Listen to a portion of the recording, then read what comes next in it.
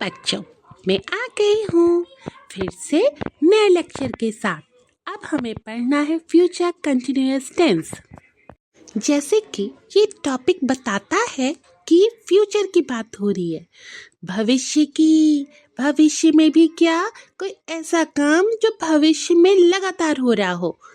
तो चलो इसके एग्जाम्पल देख के बताते हैं क्या है। मान लो कि हमारी कैरेक्टर मिस्टर रैबिट ने कहा कि आज रात में किताब पढ़ूंगा, तो इसे कैसे कहेंगे और अंग्रेजी में कैसे लिखेंगे फ्यूचर कंटिन्यूअस टेंस में। चलो उसे समझते हैं। तो मिस्टर रैबिट ने कहा, मैं आज की रात कहानी की किताब पढ़ूंगा। इसका अंग्रेजी हो जाएगा, I will be reading the story book tonight. तो चलते हैं, अब समझते हैं कि ये ट्रांसलेशन हुआ तो हुआ कैसे। देखो बच्चों, अब इसके स्ट्रक्चर को हम डिटेल में समझते हैं।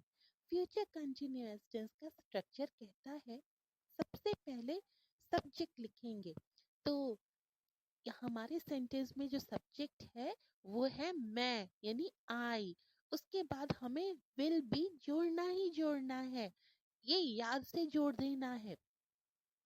विल भी जोड़ने के बाद हमें मेन वर्ब, यहाँ मेन वर्ब है रीड, है ना। कहानी की किताब पढ़ूंगा, तो पढ़ने का काम तो रीड का काम होता है, तो हमें वहां रीड लिख देना है और उसमें फिर आईएनजी जोड़ देंगे तो रीडिंग हो गया। और फिर बाकी के अदर वर्ड्स, यानी टुनाइट, आज की रात, तो हो गया ना। I will be reading the story book tonight. समझ में आ रहा है? द स्टोरी बुक यानी स्टोरी बुक की बात हो रही है ना, इसलिए उसे मेंशन किया गया है। चलो अब एक दूसरा सेंटेंस देखते हैं।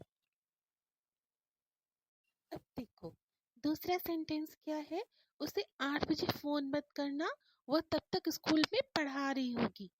तो ये जो सेंटेंस है इसमें देखो, दो तुम्हारा जो वर्क है वो एक साथ जोड़ा गया है। पहला वर्क ये है कि भाई उसे फोन मत करना, और दूसरी बात क्या है कि जब तुम उसे उतने बजे फोन करोगे ना, तब तक वो स्कूल में उस वक्त पढ़ा रही होगी।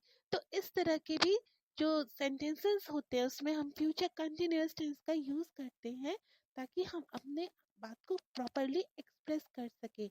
और हाँ, विल बी टीचिंग, यानी जब तुम वो काम करने चलोगे तब तक तो वो कहीं और एंगेज होगी, वो पढ़ा रही होगी, तो उस वक्त फोन करने का क्या मतलब है। तो इस तरह से हम इस सेंटेंस में ये भी देख रहे हैं कि नेगेटिव फ्यूचर टेंस किस तरह से बने, वो भी हमें क्लियर हो रहा है। तो बच्चों, मैंने फ्यूचर कंटिन्यूअस टेंस पर इम्पोर्टेंट जानकारियां दे दी हैं। अगर फिर भी कोई बात समझ में ना आए तो मुझसे जरूर क्लास में क्वेश्चन पूछना या यहीं पर क्वेरी कर लेना। और हाँ, अगर कॉन्सेप्ट क्लियर हो गया हो तो चैनल को लाइक, शेयर एंड सब्सक्राइब जरूर करना।